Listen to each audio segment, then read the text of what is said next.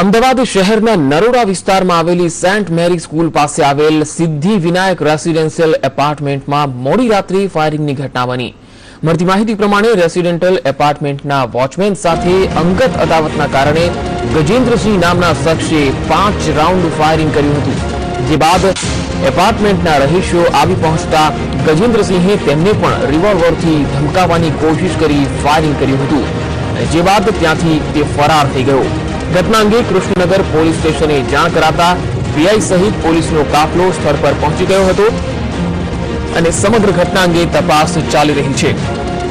फायरिंगनी घटनामां कोई पण प्रकारनी जानहानि थई नथी।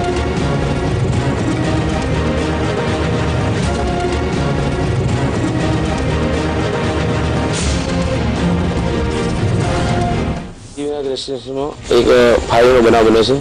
ए पुलिस ने जाण करता अमे तमाम अधिकारी घटना स्थले आई गया अने आ बाबते स्थानिकोने पूछपरछ करता एने के भाई जे सिद्धि विनायक रेसिडेंस में जना फ्लेट छे ए विदेशी नाथसिंह राजपूत आया था अने अठवाडिया पहला आज एना जे वॉचमेन छे सिक्युरिटी एनी जोड़े थोड़ी बोलाचाली थयेली एने अदावत राखी आवी अने आनी जोड़े फरी आवी पण झगड़ो करी अने एना फायरिंग करी छे। ए बाबते जाण करता आ बाबतनी फरियाद लेवा आवेली छे अने केम फायरिंग कर्युं छे अने કેટલા રાઉન્ડ ફાયરિંગ કર્યા એ બાબતની તપાસ ચાલુ છે। એક્ઝેક્ટ સામે જ છે અને ગેટની સામે જ છે અને એ ભાઈ જે આયા છે અંદર એવી રીતના એક વાર તો ગાડી લઈને આયા, પછી ગાડી અહીંયા